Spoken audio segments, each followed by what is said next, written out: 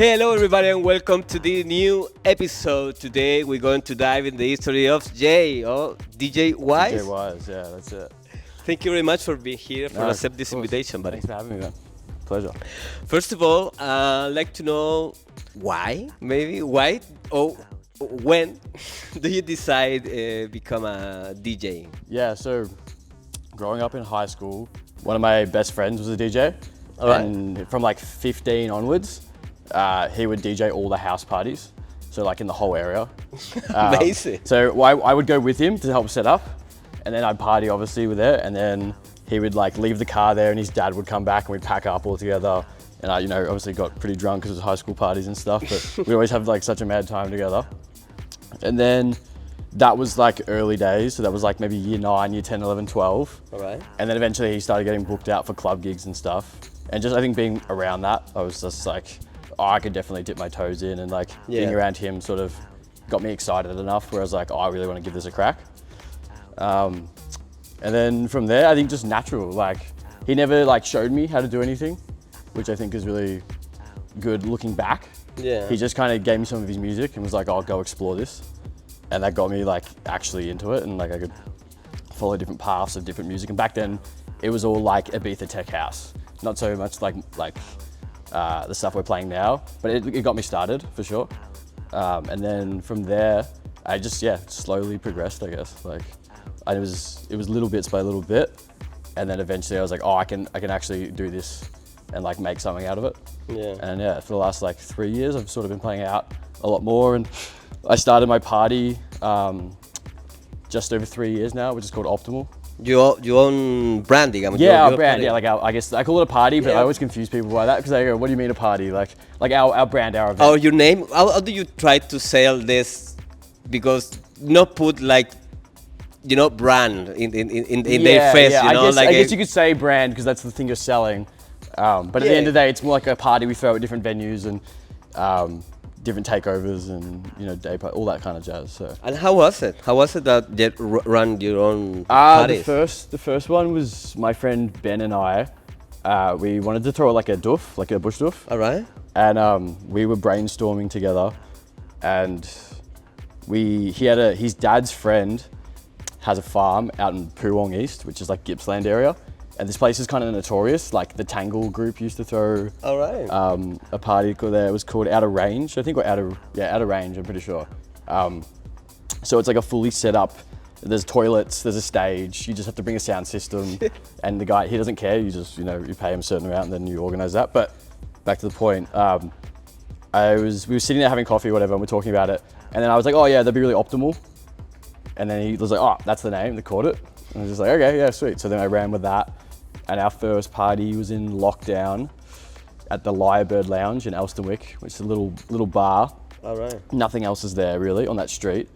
And it was like during the stage where you could stand or you could seat, but you couldn't dance, where you had to sit down, but you could be music and stuff. Yeah. And I think like an hour into the party, we just like thrashed all the chairs away, and then we locked the door and turned the shades down, and then we just had I think we had 120 people there, and it's probably only like an 80-person capacity bar. Shit. We threw a few other parties there as well after that, but that was like the main one that got us started.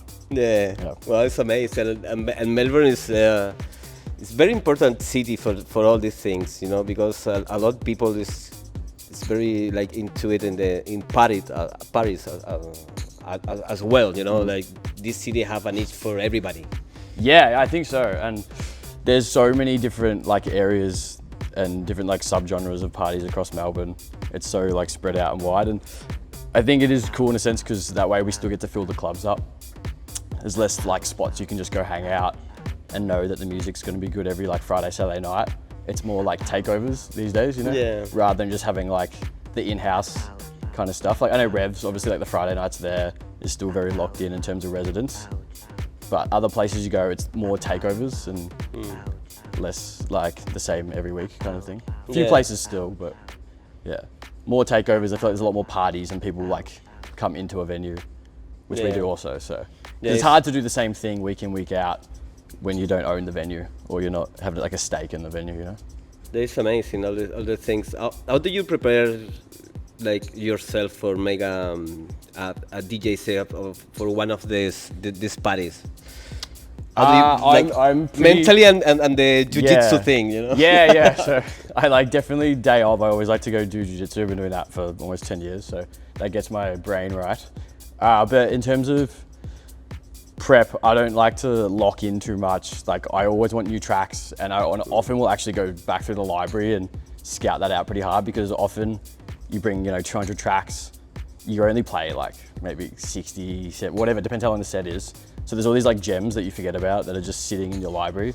And like I can imagine, I don't really play a lot of vinyl. I collect, but I don't play out much. But the same thing is like you just forget about all the stuff that's like sitting there and like just golden gems.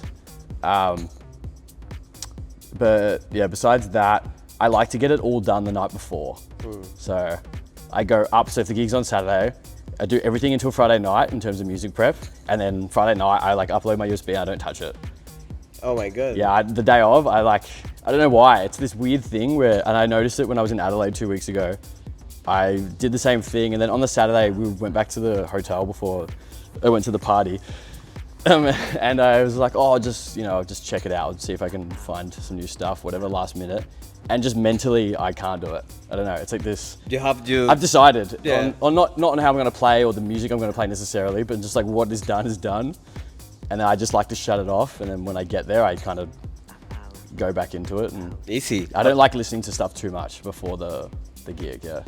Yeah, it's a strong. Strong idea, I guess, idea, in yeah. a sense, yeah, but not too strongly. I'm not necessarily thought it out heaps in terms of what I'm going to play.